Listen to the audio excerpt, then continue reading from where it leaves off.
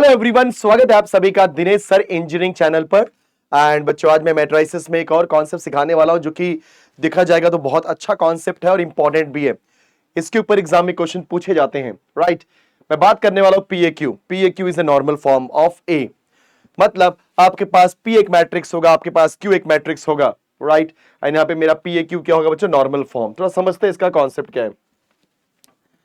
यहां पे मुझे क्या लिखा है? If A B N M by N matrix of rank R, मतलब मेरे पास एक मैट्रिक्स ए है जिसका रैंक है बच्चों R, then there exist non singular matrices P and Q. यहां पे पी और क्यू मेरे पास क्या है? दो non singular matrices. So non singular matrices मतलब उनका डिटर्मिनेंट जीरो नहीं होगा, correct. Such that PAQ is equal to IR। Yes, हमने ऑलरेडी नॉर्मल फॉर्म में ये सारी चीजें सीखी हुई हैं। यस, किसी भी मैट्रिक्स को अगर आपको नॉर्मल फॉर्म में कन्वर्ट करते हो, ऑब्वियस सी बात है वहां से मुझे क्या मालूम पड़ता है? Rank of the matrix.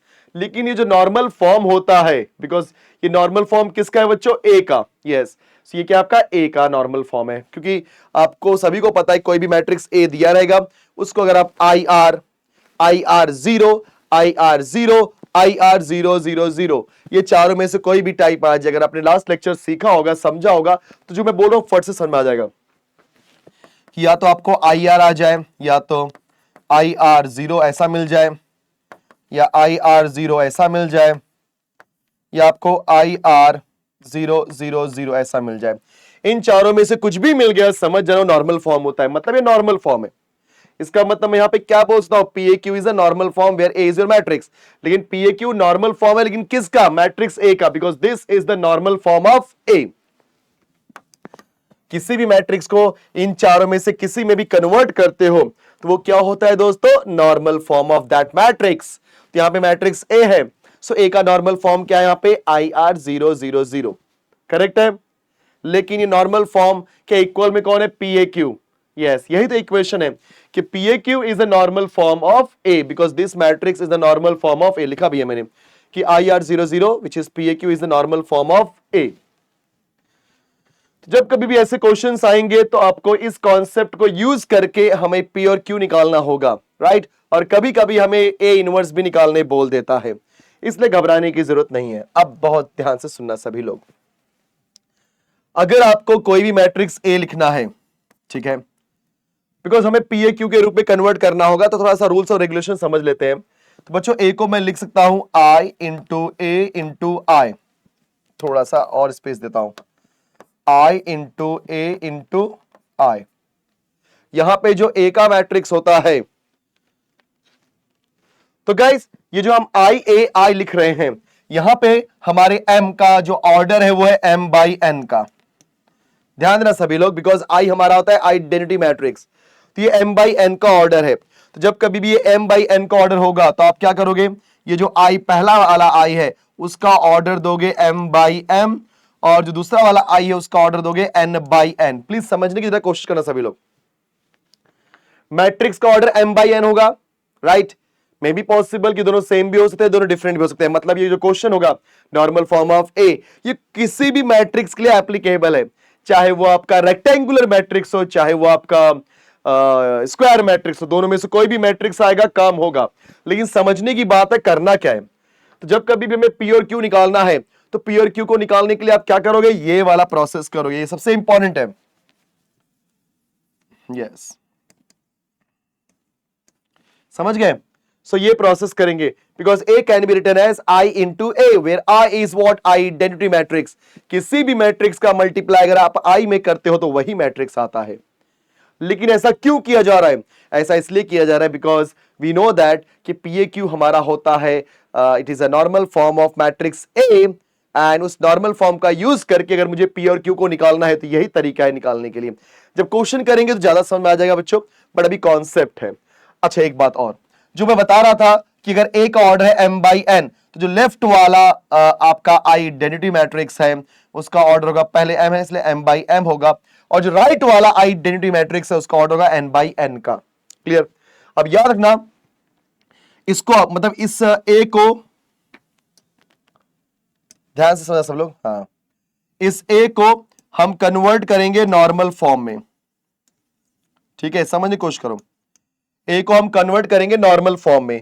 Normal form मतलब बच्चों क्या, IR00, मतलब वो चारों में से कोई भी एक बनेगा, करेक्ट। इस नॉर्मल फॉर्म में कन्वर्ट करेंगे, और जब मैं नॉर्मल फॉर्म में कन्वर्ट करने जाऊंगा तो याद रखना, या तो मैं रो ट्रांसफॉर्मेशन करूंगा या तो मैं कॉलम ट्रांसफॉर्मेशन। अगर आपको याद होगा, हम लोग 1 बनाते थे, 1 बनाने के बाद नीचे की सारी वैल्यू 0 करते थे बाय यूजिंग रो ट्रांसफॉर्मेशन, और राइट साइड की सारी वैल्यू 0 करते थे बाय यूजिंग कॉलम ट्रांसफॉर्मेशन।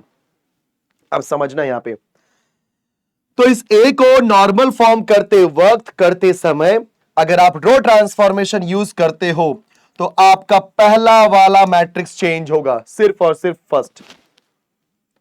और अगर आप कॉलम ट्रांसफॉर्मेशन यूज करते हो तो आपका सेकेंड मैट्रिक्स चेंज होगा। प्लीज ध्यान देना सभी लोग, कंफ्यूजिंग टेंशन मत लो, सिर्फ याद कर लो। हमने क्या करना है, इस मैट्रिक्स ए को, कई लोग बोलेंगे सर इस मैट्रिक्स ए का क्या, कुछ नहीं करना है, इसको एज इट इज छापना है, कॉपी करना है, बिकॉज मैं इसको किसके रूप में कन्वर्ट करना चाहता हूं, PAQ के रूप में, राइट। तो करना क्या है आपको, इस लेफ्ट हैंड साइड का जो मैट्रिक्स है उसको मुझे कन्वर्ट करना है नॉर्मल फॉर्म में। अब नॉर्मल फॉर्म मतलब इस तरीके से दिखाई देगा, करेक्ट बच्चों। नॉर्मल फॉर्म में कन्वर्ट करते समय आपको क्या करना होता है, 1 करना होता है, डायगोनल के एलिमेंट्स को एक एक करके 1 करना होता है, फिर उसके नीचे के एलिमेंट्स को 0 करना होता है उस 1 की मदद लेकर के, साथ ही साथ उसी 1 की मदद लेकर के राइट साइड के एलिमेंट्स को 0 करना होता है। लास्ट लेक्चर में इसके ऊपर हमने ऑलरेडी क्वेश्चन किया हुआ है। अब होता क्या है मेरे प्यारे बच्चों, कि जब हम रो ट्रांसफॉर्मेशन करेंगे तो मैट्रिक्स फर्स्ट वाला चेंज होगा, मतलब ए के लेफ्ट हैंड साइड वाला पार्ट, ये वाला मैट्रिक्स चेंज होगा। अगर हम कॉलम ट्रांसफॉर्मेशन करेंगे तो ये वाला मैट्रिक्स। सर अगर मैंने रो ट्रांसफॉर्मेशन के टाइम पे ये वाला मैट्रिक्स चेंज ना करके ये वाला कर दिया, या कॉलम ट्रांसफॉर्मेशन के टाइम पे ये वाला मैट्रिक्स चेंज ना करके ये वाला कर दिया, तो क्या मेरे को मार्क्स मिलेगा, नहीं मिलेगा, 0 मार्क्स मिल जाएगा, राइट, 0 मार्क्स। क्लियर बच्चों, इसलिए इस चीज को ध्यान रखना हमेशा। So always make sure that कि पहला मैट्रिक्स में होना चाहिए रो ट्रांसफॉर्मेशन, और सेकंड मैट्रिक्स में क्या होना चाहिए बच्चों, कॉलम ट्रांसफॉर्मेशन। और जैसे ही ये नॉर्मल फॉर्म में कन्वर्ट होगा, ये IAI किस रूप में बदल जाएगा बच्चों, PAQ में। मतलब पहला मैट्रिक्स ये P का रोल प्ले करेगा, ये तो AA ही है, और जो दूसरा वाला मैट्रिक्स है किसका रोल प्ले करेगा बच्चों, Q का। Confirm, yes, very nice, okay, yes.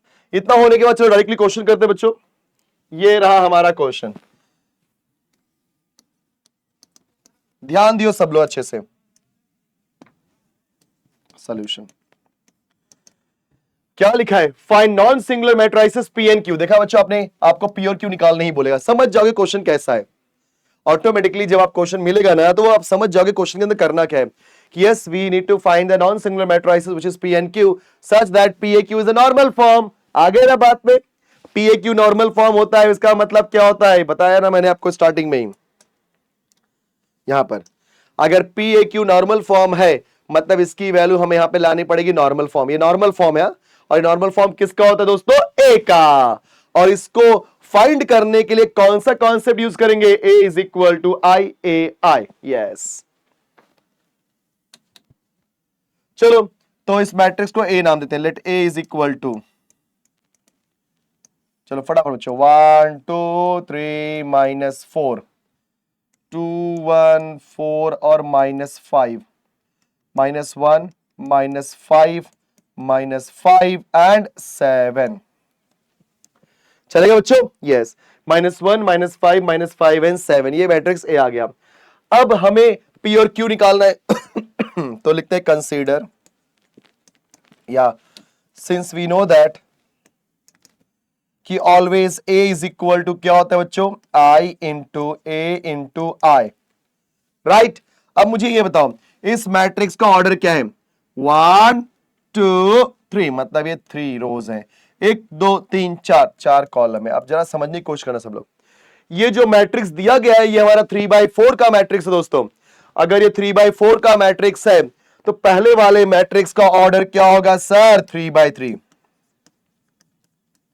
एक कॉपी किया, चलिए तो उसका लिख देता हूं 3/4, यस।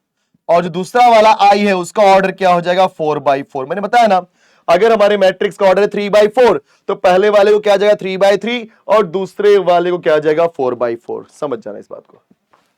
अब नेक्स्ट स्टेप लिखते हैं वैल्यूज।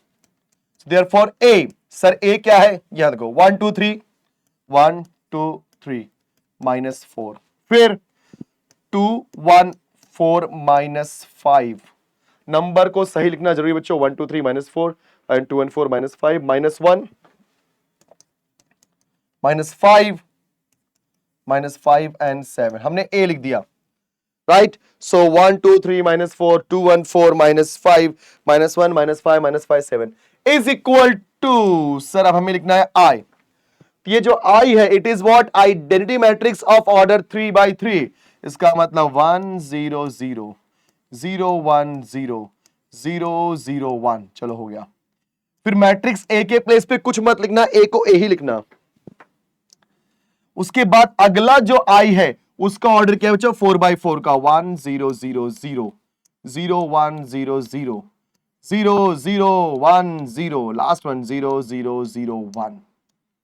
देखा आप सभी ने, एक बार मैं फिर से क्लियर कर देना चाहता हूं कि कोई भी मैट्रिक्स दिया रहेगा उसको ए लेट कर लो, ए लेट करने के बाद मुझे पी और क्यू निकालना है, तो पी और क्यू निकालने के लिए इस इक्वेशन को लिखना कंपलसरी है। क्या है बच्चों, A is equal to I into A into I. अब ये पहले वाले आई और दूसरे आई का ऑर्डर कैसे मालूम पड़ता है बच्चों, वो मैट्रिक्स ए की वजह से मालूम पड़ता है।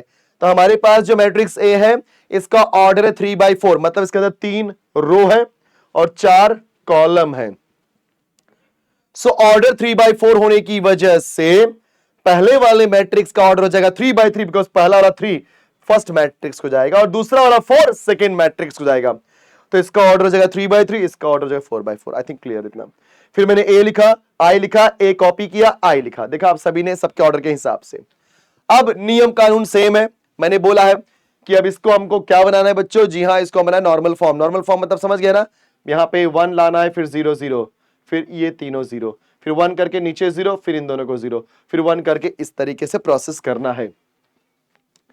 जैसा कि आप सभी लोग जानते हैं, मैंने बोला था कि जब इसके अंदर रो ट्रांसफॉर्मेशन करोगे तो कौन चेंज होगा, पहला मैट्रिक्स, दूसरे को टच नहीं करने का, डोंट टच, ऐसा।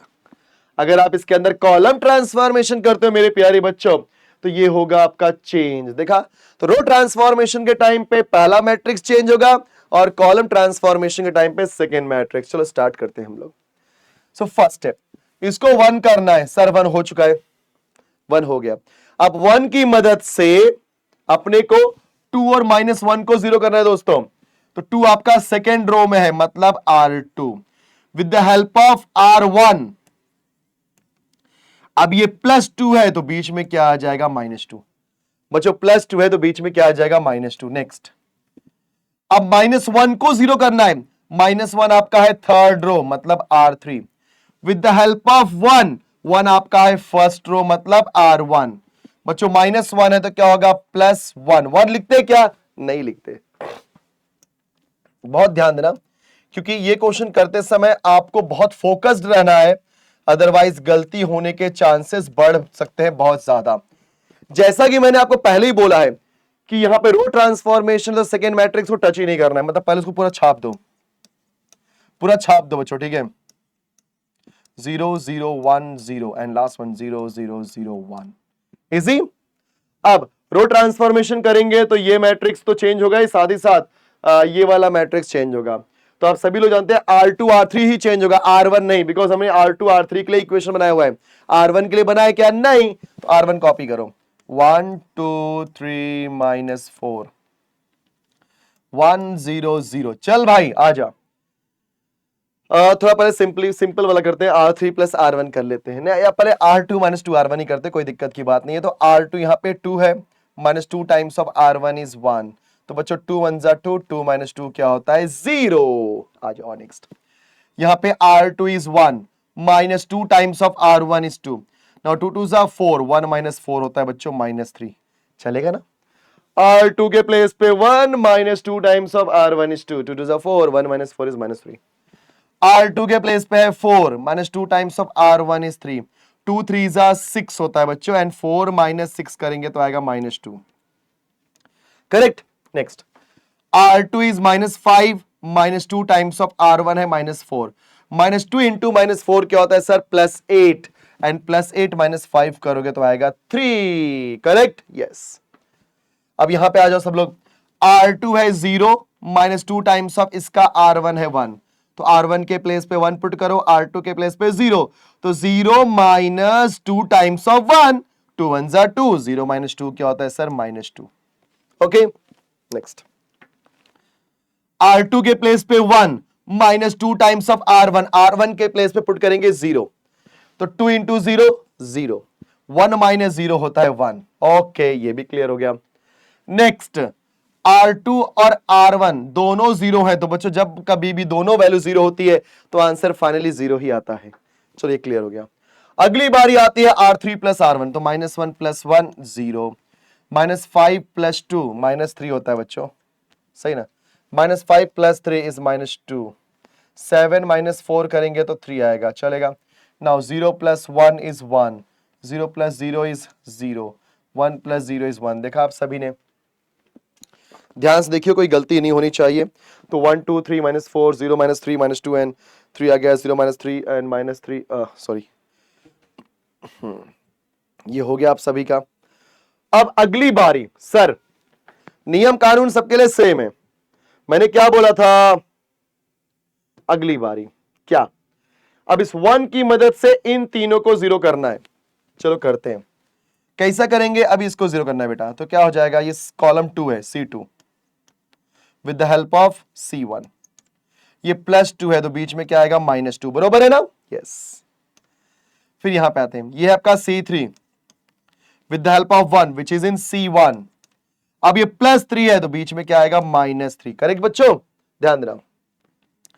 फिर आपका C4 और ये आपका C1, ये -4 है तो क्या हो जाएगा +4, देखा आप सबने, तो C2 C3 C4 लिख दिया।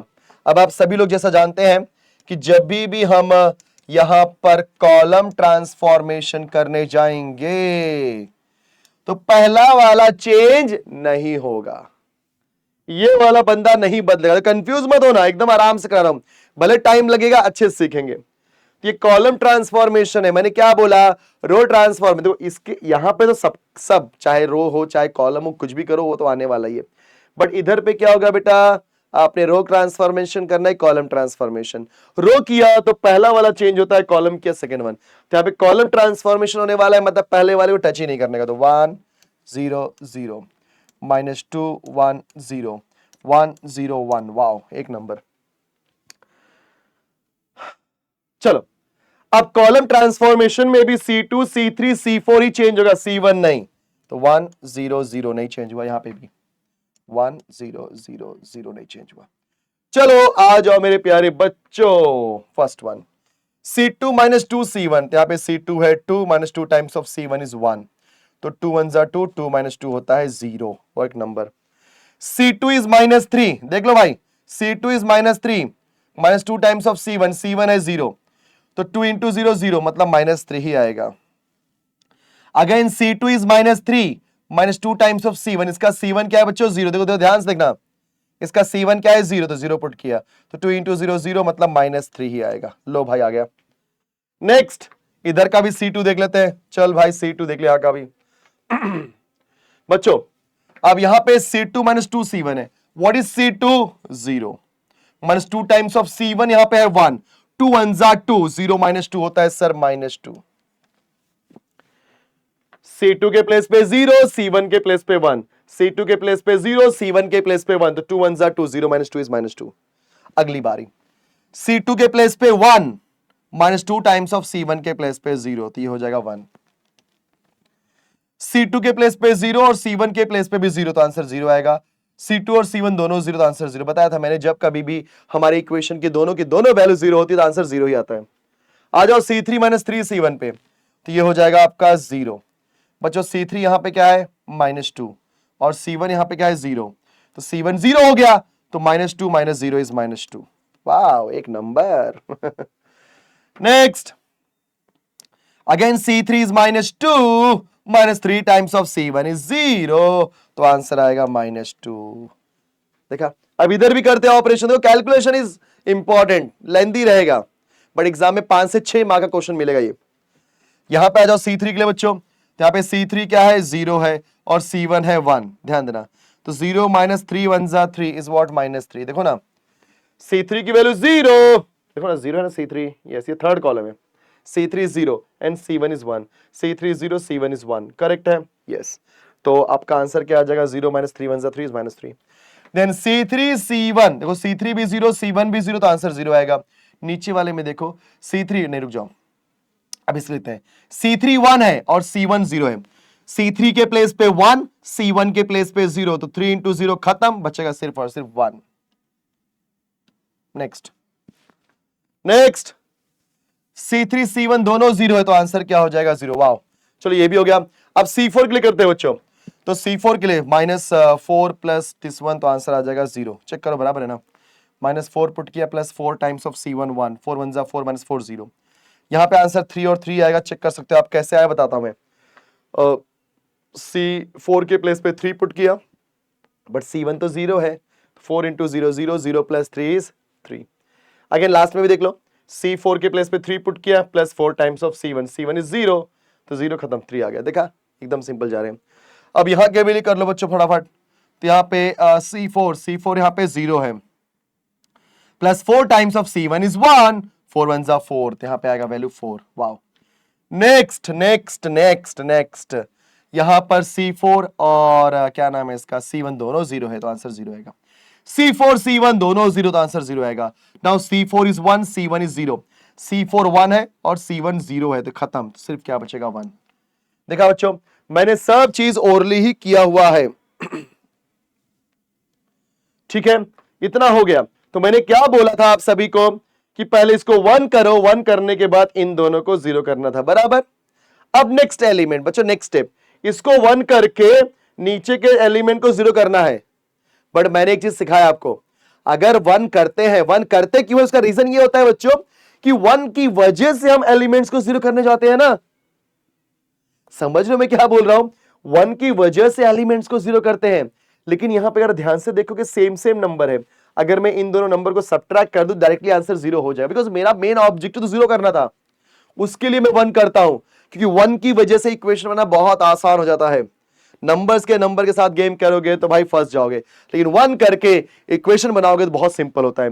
तो यहां पर मैं इसको 1 करके इसको 0 करूं या डायरेक्टली इसकी मदद से 0 करूं, पॉसिबल है क्योंकि सेम नंबर है. तो ये मैंने ऑलरेडी आपको लास्ट लेक्चर में भी एक्सप्लेन किया था कि सेम एलिमेंट होते हैं तो बिना 1 किए अगर 0 बन रहा है तो करा दो 0. चलो भाई, तो इसको 0 करना है with the help of -3. This number minus this number, ये कौन सा है बच्चा? आपका थर्ड रो है. और ये कौन सा कॉलम है, सॉरी कौन सा रो है? Second row. तो third row minus second row, मतलब R3 minus R2. R3 minus R2 देखा आप सभी ने. Because this number minus this number, हमें इस नंबर की मदद से इसको 0 करना है ना, जिसको 1 करना होता है. बट सर इधर बिना 1 किए डायरेक्टली अगर सब्ट्रैक्ट करते हैं तो आंसर 0 होता है. तो करने का ऐसा पॉसिबिलिटी कर देने का, उससे क्या होता है, आपका कैलकुलेशन बच जाता है बच्चों. तो हमने क्या किया, R3 माइनस R2 करने का स्टार्ट किया है. तो फॉर R3 माइनस R2, ध्यान देना सभी लोग, रो ट्रांसफॉर्मेशन है, तो ये बदलेगा और पहला वाला बदलेगा, ये तो कॉलम नहीं चेंज होगा. देखा आपने, 1 2 3 4 है, बाकी सब छाप देता हूं. चलो, सो मैंने लिखा पहला matrix is equal to second matrix, फिर A, फिर थर्ड मैट्रिक्स. थर्ड क्या है? 1 -2 -3 एंड 4, फिर 0 1 0 0 0 0 1 0 एंड 0 0 0 1. चेक कर लो, वही है ना? चेक करो बराबर बच्चों, वही है. अब यहां पर ये दोनों बदलने वाला सभी को पता है, लेकिन R3 माइनस R2 लिखने की वजह सिर्फ R3 ही बदलेगा, R1 और R2 नहीं बदलेगा. तो यहां पे R1 क्या है? 1 0 0 1 0 0 लिख लेते हैं भाई, 1 0 0 और यहां पे है 1 0 0. फिर 0 -3 -2 3, 0 -3 -2 एंड 3. बच्चों इधर क्या है हमारा? सेकेंड -2 1 0 -2 1 0. देखा, सीक्वेंस में जा रहे हैं. अब सब्ट्रैक्ट करेंगे हम लोग, बिकॉज R3 माइनस R2 करना है. तो 0 -0 0 -3, मतलब same number minus same number 0, same number minus same number 0, same number minus same number 0 हो जाएगा. देखा आपने, ये पूरा 0 हो गया. तो लास्ट वैल्यू पूरी की पूरी 0 हो जाएगी. 0 0 0 0. अगली बारी इधर आ जाओ. 1 minus minus two sir plus two होता है ना, सब्ट्रैक्ट करें ना R3 माइनस R2 करके। सो 1 minus minus two is plus two, 1 plus two होता है 3। यहां देखो 0 minus 1 is -1 and 1 minus 0 is 1। तो 0 माइनस 1 इज -1 एंड +1। देख लो सभी लोग ध्यान से। आई होप सभी को यहां तक क्लियर हो गया होगा बच्चों, कोई दिक्कत तो होने नहीं चाहिए। तो हमारी वैल्यू यहां तक आ चुकी है। अब अगली बारी क्या है देखो, तो रूल तो यही था कि सर अगर रूल है कि अपने को यहां पर इसको 1 करके नीचे 0 करने का, अभी हमारा तो 0 पहले हो गया, लेकिन इसको 1 तो करना पड़ेगा ना। क्यों सर, क्यों 1 करना है? बिकॉज इसकी मदद से इन दोनों को भी तो 0 करना पड़ेगा, और ये डिफरेंट नंबर्स हैं तो डायरेक्टली नहीं कर सकते अपन, ठीक है। इसके लिए पहले इसको 1 करो। चलो भाई पहले इसको 1 करते हैं। इसको 1 करने के लिए क्या करेंगे बच्चों हम लोग? जी हाँ, हमने रो वाइज कर रहा हूं, यहाँ पे रो ट्रांसफॉर्मेशन ही मैं करने वाला हूं इफ यू वांट। तो यहाँ पे रो ट्रांसफॉर्मेशन मतलब क्या हो जाएगा, आपका जो सेकेंड रो है R2, उसको मैं -3 से करने वाला हूं डिवाइड। बच्चों R2 को मैं -3 से करने वाला हूं डिवाइड। तो आप सभी लोग ये भी जानते हैं कि अगर मैं R2 से डिवाइड करूंगा तो कौन बदलेगा, पहला वाला कि दूसरा वाला? अरे सर पहला वाला। रो ट्रांसफॉर्मेशन हो गया ना। सो 1 -2 -3 एंड 4 0 1 0 0 0 0 1 0 0 0 0 1। देखा आप सभी ने। तो यहां पर सेकेंड वाला मतलब नहीं चेंज होगा बच्चों। जब सेकेंड वाला चेंज नहीं होगा तो फर्स्ट वाले करते हैं, लेकिन उसमें से भी सिर्फ R2 ही चेंज होगा, R1 R3 नहीं। तो 1 0 0 0 0 0 0 0। चलो यहां पे आ जाओ। 1 0 सेकेंड रो ही चेंज होगा, फर्स्ट एंड थर्ड नहीं। 3 -1 +1 करेक्ट है बच्चों। देख लो ध्यान से। अभी डिवाइड कर दो चलो फटाफट। 0/-2 0, सॉरी 0/-3 0, -3/-3 होता है +1, -2/-3 किया तो 2/3 आएगा दोस्तों, एंड 3/3 किया तो सॉरी 3/-3 किया तो आएगा -1। ओके, ध्यान देना सब लोग, गलती नहीं होनी चाहिए, ठीक है बच्चों। हमने यहां पर -2 था ना, हाँ बराबर है। कैलकुलेशन बहुत जरूरी है, बिकॉज कैलकुलेशन मिस्टेक तो प्रॉब्लम हो सकता है, ठीक है बच्चों।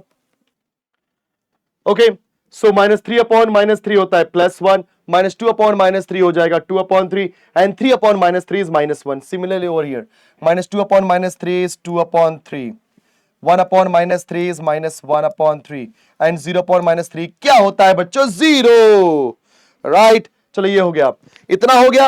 अब अगला प्रोसेस देखो क्या हो सकता है। यस, अगला प्रोसेस ये है कि रूल ये था 1 करने के बाद नीचे 0 करना था, तो हमने पहले कर दिया। अब इस 1 की मदद से इन दोनों को 0 करो। तो ये आपका थर्ड कॉलम है, आपका फोर्थ कॉलम। थर्ड कॉलम मतलब C3 with the help of 1, 1 मतलब C2 है। ये बच्चों 2/3 है, तो बीच में क्या आ जाएगा -2/3। ध्यान देना, कंफ्यूज मत होना। फिर यहां देखो, मुझे इसको 0 करना है, मतलब ये आपका C4 है विद द हेल्प ऑफ 1 मतलब C2। ये -1 है तो क्या होगा +1। 1 लिखते क्या बच्चों? नहीं लिखते रे।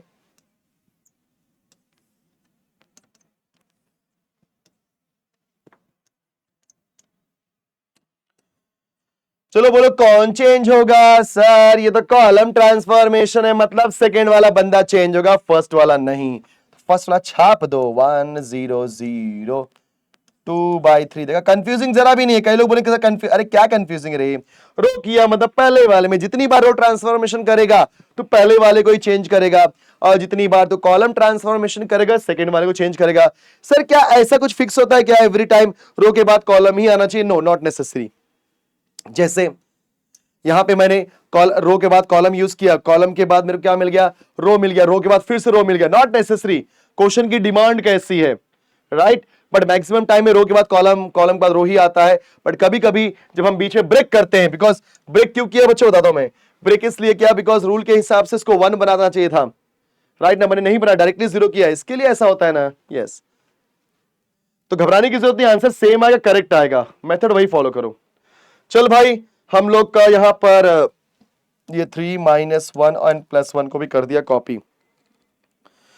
Okay, so C3 and C4 will change, C1 C2 नहीं होगा, तो 1 0 0 -2 +1 0 0। आगे आ जाओ, यहां पे भी बच्चों यहां पे भी C3 C4 बदलेगा, C1 C2 नहीं। 0 1 0। चलो पहले हम ना C4 प्लस C2 करते हैं, तो 0 प्लस 0 0, -1 प्लस 1 0, 0 प्लस 0 0। चलो हो गया, सिंपल फंडा एकदम मस्त। यहां पर भी बच्चों C4 C2 पहले करते हैं, C4 और C2, ये C4 और ये C2 है, तो 4 - 2 is +2, 0 plus 1 is 1, 0 plus 0 is 0, 1 plus 0 is 1। देखा आप सभी ने, क्योंकि थोड़ा सिंपल था इसलिए मैंने पहले करना सोचा। अब आते हैं C3 - 2/3 C2, थोड़ा सा कैलकुलेशन लगा, ध्यान देना बच्चों, ध्यान दो। C3 यहां पर है 0 और C2 यहां पे है 0, अगर दोनों 0 है तो आंसर क्या आएगा 0, सही है। C3 C2 ये दोनों भी 0 है तो आंसर आएगा 0, चलेगा ना। अब यहां जाओ, इसको अपने 0 बनाने के लिए सारा कार्यक्रम कर रहे हो तो 0 ही होगा ना है कि नहीं, ये सारा 0 ही होगा, क्योंकि C3 के प्लेस पे 2/3 पुट किया, C2 के प्लेस पे 1, 2/3 × 1 इज 2/3, और यहाँ पे ऑलरेडी 2/3 है, सो 2/3 - 2/3 0 हो गया सर, इतना काम हो गया। अब इधर आ जाओ, ध्यान देना, C3 और C2 है, तो ये देखो C3 C2 C3 C2 C3 C2 C3 C2, last वाले में दोनों 0 है तो डायरेक्टली 0 लिख दो, क्योंकि आपको पता है जब दोनों 0 होता है तो आंसर 0 ही आता है। चलो सॉल्व करते हैं। नाउ व्हाट इज C3 बच्चों, -3, फिर -2/3 हमने कॉपी किया यहाँ पे, एंड व्हाट इज C2, तो इसका C2 क्या है बच्चों, -2 है। देखो कंफ्यूज नहीं होना सब लोग, मैंने वैल्यू पुट किया है। What is C3 -3 and what is C2 -2, तो क्या हो जाएगा, -3 टाइम्स -3 - 2/3 × -2, सही है। अगर आप सॉल्व करोगे तो -3 कॉपी किया, माइनस इंटू माइनस प्लस 2/3, 3 3 ज़ा 9 बच्चों, -9 + 2/3 विच इज इक्वल टू -7/3, तो ये वैल्यू मुझे क्या मिलेगी, -7/3। करेक्ट है, चेक करो कैलकुलेशन।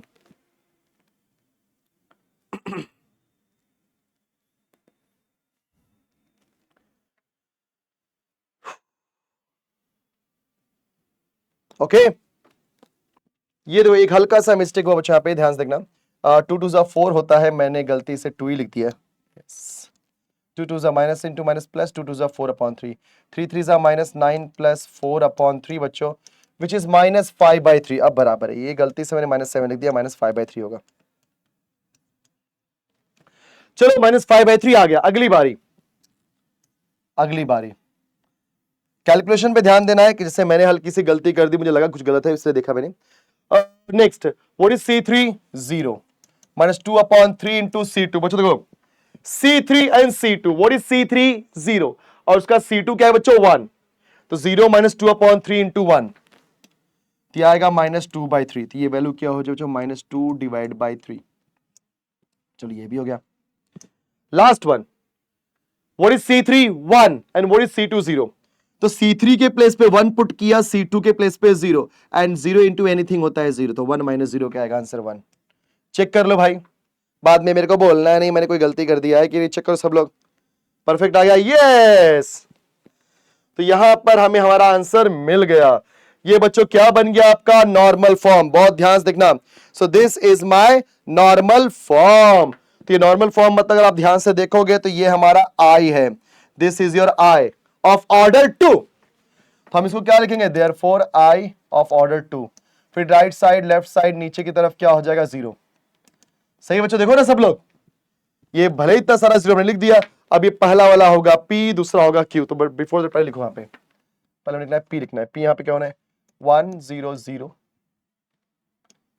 2/3 - 1/3 एंड 0, फिर बच्चों 3 - 1 + 1, फिर इंटू A, चलेगा। और यहां देखो 1 0 0 0, फिर देखो यहाँ पे -2 1 0 0, फिर देखो -5/3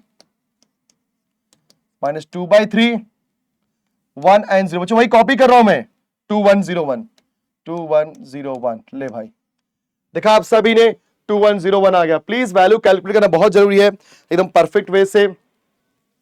सो नाउ ये किसका, देखो ये मेरा हो गया normal form, so this is my normal form where P, ये हमारा P है, सो देयरफॉर P की वैल्यू क्या हो जाएगी सर 1 0 0, 2/3 - 1/3 एंड 0, 3 - 1 एंड +1, फिर बच्चों यहाँ पे क्यू क्या हो जाएगा सर, 1 माइनस 2 माइनस 5/3 एंड 2। फिर यहाँ पे आएगा 0 1 minus 2/3 1, 0 0 1 0 and the last one क्या होगा बच्चों आपका 0 0 0 1। तो यस, यही तो हमें निकालना था। और यहां पे हम निकालते हैं रैंक ऑफ ए। तो रैंक ऑफ ए यहां पे क्या आएगा सर, I2 आया है, that means rank of A is 2। I hope सभी को पी और क्यू की वैल्यू आ गई होगी बच्चों। P is what 1 0 0 2/3 minus 1/3 0 3 minus 1 plus 1 and what is Q 1 minus 2 minus 5/3 minus 1 0 0 1 0 0 0 0 1। Yes, सो ये हो गया हमारा P एंड Q। एक बार फिर से मैं आपको रिवाइज कराता हूं किया क्या मैंने, कुछ नहीं किया है। हमने A लिया, फिर A को लिखा I into A into I। अगर A का ऑर्डर है 3/4 का तो पहले वाले I का ऑर्डर होगा 3/3, दूसरे वाले I का ऑर्डर होगा 4/4 का। हमने सॉल्व कर दिया। अब रूल तो वही है जो हमने नॉर्मल फॉर्म में सीखा था, इसको 1 करके इन दोनों को 0, फिर इन तीनों को 0, फिर 1 करके नीचे 0 साइड में 0, 1 करके ऐसा, इसी तरीके से चल रहा है। लेकिन यहां पर हमारे पास दो आइडेंटिटी मैट्रिक्स है राइट हैंड साइड में, एक ए के लेफ्ट में है और एक के राइट में है। तो कौन सा वाला कब चेंज होगा, क्या दोनों चेंज होगा? नहीं, ऐसा नहीं है। बस आपको ध्यान देना है कि अगर रो ट्रांसफॉर्मेशन करते हो तो फर्स्ट वाले मैट्रिक्स को चेंज करेंगे और कॉलम ट्रांसफॉर्मेशन में सेकेंड वाले मैट्रिक्स को चेंज करेंगे। सबसे इंपॉर्टेंट पॉइंट इनका यही है और एग्जाम में क्वेश्चन आता है कम से कम 5 से 6 मार्क का ही पूछता है। तो बच्चों आई होप कि अभी आपको ये क्वेश्चन का टाइप भी समझ में आ गया। प्लीज इसको अच्छे से प्रैक्टिस करना है, ये टाइम लेगा बच्चों, ये टाइम लेगा, राइट। एंड आई होप कि सबको आना भी चाहिए चीज, ठीक है, वेरी नाइस। तो ये हमारे पास ये कॉन्सेप्ट आ गया। तो आई होप कि सभी को ये पूरा का पूरा क्वेश्चन समझ में आ गया बच्चों। एंड एक बात और मैं बता देना चाहता हूं कि कई सारे बच्चे डिमांड कर रहे हैं कि सर ये जो भी आप सिखाते हो उसका पीडीएफ कहां मिलेगा। तो माय डियर स्टूडेंट्स, जो पीडीएफ है वो आपको दिनेश सर इंजीनियरिंग ऐप के ऊपर मिलेगा। आप प्ले स्टोर पे जाओ, वहां पर Dinesh sir engineering app search करो, उसको डाउनलोड करो। डाउनलोड करने के बाद उसमें आपका ऑब्वियस सी बात है कॉन्टैक्ट नंबर एंटर करोगे तो बिकॉज लॉगिन करने के लिए फोन नंबर की जरूरत पड़ेगी, तो आपको एक ओटीपी आएगा, ओटीपी आपने डाला तो फट से लॉगिन हो जाएगा, उसके लिए कोई पैसे देने की जरूरत नहीं है। एंड वहां पे जब जाओगे बच्चों ना तो फट से आपको वहां पे फ्री स्टडी मटेरियल दिखाई देगा जहां पर आपको ये सारे पीडीएफ मिलेंगे। और अगर कोई बच्चा चाहता है कि नहीं सर मेरे को ये चीजें थोड़ा बोलते ना कि पूरा का पूरा एक साथ चाहिए, तो भाई मुंबई यूनिवर्सिटी, पुणे यूनिवर्सिटी हो गया, फिर हमारा डी-बाटू हो गया, छत्रपति शिवाजी यूनिवर्सिटी हो गया, नागपुर यूनिवर्सिटी, ऐसे अलग अलग, राइट, शोलापुर यूनिवर्सिटी हो गया, ऑटोनॉमस कॉलेज की यूनिवर्सिटी है, ऐसे अलग अलग यूनिवर्सिटीज है गाइस। उनके सिलेबस पूरे डिटेल में ऑलरेडी कवर कर चुके हैं हम लोग। एक मिनिमल अमाउंट के साथ आप उसका सब्सक्रिप्शन लो एंड पढ़ना स्टार्ट करो, बिकॉज दिसंबर में एग्जाम आने वाली है, सितंबर चालू हो गया, कब पढ़ोगे? यस, तो समय बर्बाद नहीं करो, फटाफट स्टार्ट कर दो। चलो स्टूडेंट्स, आज के लिए इतना ही करते हैं, मिलते हैं नेक्स्ट लेक्चर में। बट जाने से पहले फटाफट वीडियो को लाइक कर दो, शेयर करो, सब्सक्राइब करो and keep learning, keep practising my dear students, and जय महाराष्ट्र।